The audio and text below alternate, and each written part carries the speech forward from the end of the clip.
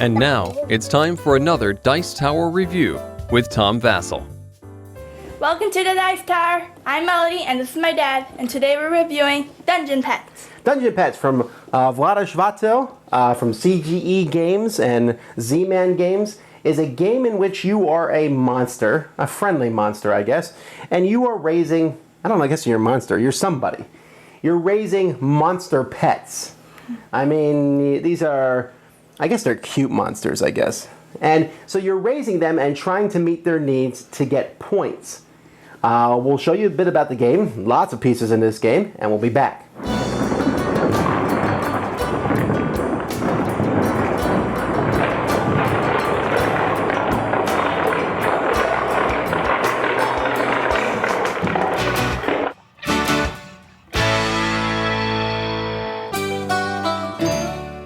There are a lot of pieces in this game, but everything revolves around pets. Pets are shaped like eggs like this. They're actually pretty cool shaped. And so here's the other side of the pet. And what we look at when we look at a pet is a pet has an age. They always start out as 2. You can see 2 color bars showing. And as time goes by, they're going to get older and older, more color bars that are showing. Now the whole point of these color bars here that they have on them is it shows the pet's needs. Now the pet has different needs. It has a different food taste. Like this one only eats vegetables, and there's ones that eat meat or meat and vegetables, omnivores. But they have different needs here because you're going to be drawing each turn cards from these needs deck, and you're going to need to provide those needs for the pets. Before you do that, you are going to send out your minions. Now each player is going to have a pile of minions that they're going to be sending out each turn of the game onto the board and into different places. So what players are going to do is they're going to take their minions each turn and whatever gold they might have, and they're going to secretly, you can see this board comes up here, they're going to put minions in these different spots here. You can put as many minions in a spot as you want, but gold has to go with at least 1 minion. And you can add gold. Think of gold as a temporary minion because when the round's over, all the gold you put here will be spent. And then when these are revealed, whoever has the biggest group of minions is going to get to place them on the board first, and then the second biggest groups, etc. And you break that in turn order. So you could put out a whole lot of minions and get more action spaces on the board, but you'll probably go last. And gold, again, is useful to put these out. When you put these out on the board, you have different things that you can go to. You can go here and get a cage, a new cage for an animal. Each player starts with a board that has 1 built-in cage, but you might want a bigger, better cage, or a cage that offers different benefits. When you get cages, this is one of the few spots where you need to send at least 2 minions because they need to carry the cage. You can get new pets, and you need to have a cage to put a pet in. You can get a cage upgrade, like this adds 1 magic level to a cage. So I can add it here, and now this has a strength of 1 and a magic level of 2. You can go over here to these 3 spots to get food. You see the little green and red, here we have the vegetables, here we have meat. You get whatever's on the tent. Each turn will be different amounts of food placed on the tents. You can go here to give yourself a jump up in the competition. We'll talk about that later. You can go and have minions, neighbors, and relatives join you. At the top of the board here, you can see this is the turn order of the game, and there's 5 turns in the game. First turn is kind of a setup turn. And after that, there's going to be competitions in which players are going to score points. And then buyers are going to show up who offer to buy your pets for money and or points. But you see there's some minions here. Depending what turn it is, you can get more minions added to your group for future turns. So there's all these different spots that you have on the board. But like I said, all this revolves around players making their pets happy. Now, here's, by the way, a player's board. You have food. Meat will spoil after 1 turn. So when you buy meat, you need to use it this turn. The vegetables will last 2 turns before they spoil. And there's a spot to put minions that you're not using to send on the board because you need to keep them to keep your pets happy. Now, when you have a pet, let's say, for example, I have this pet here. This pet has 2 red lines and 2 green lines. The older a pet gets, the more difficult it is to handle. So that means I'm going to draw 2 red cards and 2 green cards. Now I already have 1 card of each type in my hand. So I'm going to have some choices here, but not many. I'm going to need to play 2 red cards and 2 green cards on this person. Unless I picked up a potion card, that's one of the action choices on the board, a potion card takes the place of any card. So I look at my red cards and I say, okay, this is going to cause him to fertilize the area, to poop. This is going to make the pet angry, and this one means he needs to be fed. Each of the colored decks is very different. There's actually, on your board here, it shows you the different decks. Like in the red deck, you can see that the pet gets angry more often. In the green deck, they want food the most often or fertilize. In the yellow deck, they're going to want to play the most. In the purple deck, they have magic the most. But there's different things in the deck, so it's not guaranteed either. So in this case, I might say, okay, I'm going to have him fertilize and be angry. And then in the green one, well, I don't have much of a choice there. He's going to fertilize twice. So because of that, perhaps I'm going to not fertilize with the red one and instead cause him to be fed. So causing the monster to be fed is easy. If you play one of these cards in a monster, you have to feed them the proper type of food, which in this guy's case is meat. You can't feed him the cube, he takes an unhappiness token. The fertilizer, we just add fertilize. We add fertilizer or poop to the cage. The dirtier a cage gets, if it gets sick, it can cause a lot of unhappiness. And the only way to get fertilizer out of cages is to move the pet to another cage in a future turn so that your imps can come and clean out that cage. If a pet gets angry, well, your cage better be strong enough to handle the anger. This can handle 3 angry cards. This can handle 1. So you have to keep that in mind. If the pet's too angry, the pet can actually break out and escape unless you've saved some minions who can stop the pet from escaping, but then they go to the hospital and you'll have to get them back on a future turn. If you draw cards where the pet needs to play, you need to use imps to keep the pet happy. These are imps that you have left over, and they can stand between 2 cages and make 2 different pets happy. Now I should mention that some cages give automatic provisions for things. Like for example, this cage here automatically provides 1 free vegetable and soaks up 1 free poop per round. Other cages might do other things. Magic, if your cage does not have enough magic protection when you play magic, then your pet will get mutations. Too many mutations, and your pet will disappear into some weird dimension.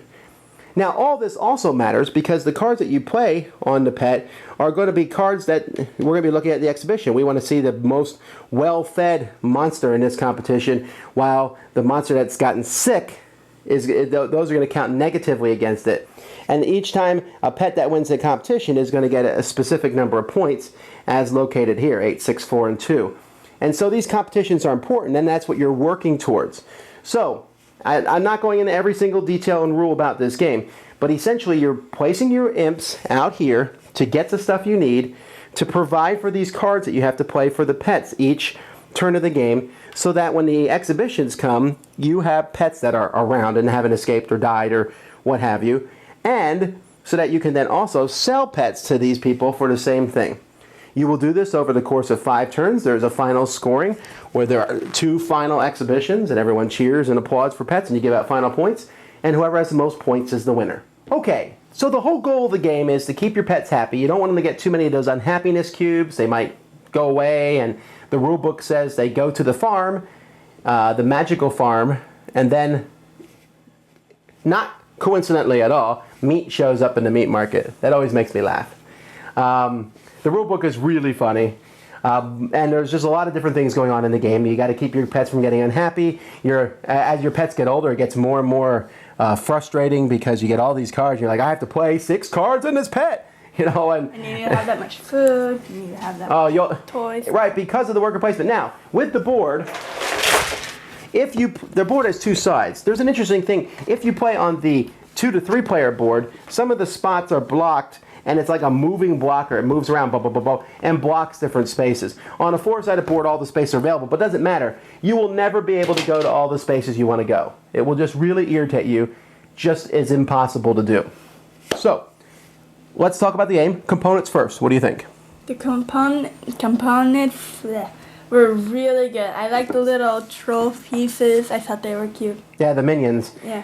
And the artwork is really, really cool. Like little monsters. Well, yeah, you like the monsters, and she wants me to get more of the monsters. But I mean, just looking at the board and the imps running all over the place, it has a really cool look. All the pieces are easy to differentiate from each other. There's a lot of stuff going on. But that brings us to gameplay. Folks, despite the theme of Dungeon Petz, this is a very complex game in many ways. There is a lot of moving parts. It is a lot of things. You'll constantly be saying, okay, what exhibition is going on? What does this buyer want? Okay, we got these cards. I mean, there's stuff moving all over the place. This is not a simple game. I thought it would be, but I mean, it's fairly involved.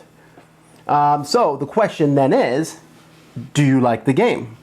I really like this game. It was fun. It actually did feel like you're taking care of a pet where you had to clean it, you had to make sure it was happy, you got to feed it, then you sell it. But I thought it all worked together really well. Yeah, I mean, here's the deal. This is a very strong Euro game with a lot of moving pieces and a lot of different things going on. But I really enjoyed it for the same reason Melody did, because the theme is so strong. Your pet gets angry and breaks out of the thing and runs away. What are you going to do about that? It grows tentacles. Yeah, right. I mean, he's pooping up the cage, and you got to clean that out because that's just nasty. And, you know, there's all these things. And one of the spots on the board gives you magical artifacts that give you special abilities, and that's cool. Maybe you get to draw extra cards in your turn, which can help. Or maybe you can, you know, you have like a free poop cleaning machine. Is that what you had, I think? I had a shovel. A shovel. You know, how useful is that? And there was also one that gave your imp armor, just in case if the pet did run out. Oh, they could block it, right. Yeah, and really, when you're placing workers, it's really tough because you're like, oh, I want more creatures, obviously, but I want better cages, and I want to improve my cages, but I want that potion because that's so useful, and I want those artifacts, and I want the food. And so it's a really tough game. It's certainly not for everybody because there's a lot going on, and you can make a few wrong choices, and it can mess you up each turn. But I was so involved with the theme and had so much fun, and was almost a little sad when my monster ran away or went to the happy farm. Yeah, that happened to him in one game. Okay, that's not the point. The point is not what happened to all my pets in one game. But the point is, and you can concentrate on different things. You can say, okay, I'm going to try to get magical creatures and then build big, strong magical cages, or I'm going to get angry creatures, and, you know, then I need to make sure I get meat, you know, and so there's a lot of neat things. The game plays well with 3, plays well with 4. I recommend it. It's a lengthy game, at least 2 hours. A lot of pieces. It's not the easiest game to teach to new people, but I think it does make sense as it flows because the theme fits it so well. I didn't like the prequel to this game called Dungeon Lords. I like the idea of Dungeon Lords, but the game itself felt like a puzzle. This is also puzzle-ishy, but I think there's enough cool factors here. When you pick, I like the choosing the cards that you're going to put down. I like the worker placement where you're going to have big groups of imps, which lets you go out first, but then you get fewer spots. And you could say, oh, well, I'll take a lot of things, but if you do, there's probably nothing left for you. So you got to kind of find that balance there. Honestly, there's a lot of innovative, cool ideas packed into this game. I'm giving this game a very big thumbs up, and I think we're going to add it to our collection. What do you think? This game was really fun, and I can't wait to play it again. All right, Dungeon Petz. Thanks so much for watching the Dice Tower videos. Find more great videos and reviews, as well as our top-rated audio podcast at Dicetower.com. You can also find other great shows at Dicetowernetwork.com. I'm Eric Summerer, and you've been watching The Dice Tower. The Dice Tower is sponsored by Cool Stuff Inc., where you can find great games for great prices. Cool stuff in stock. Check them out at CoolStuffInc.com. Shut the front door. There.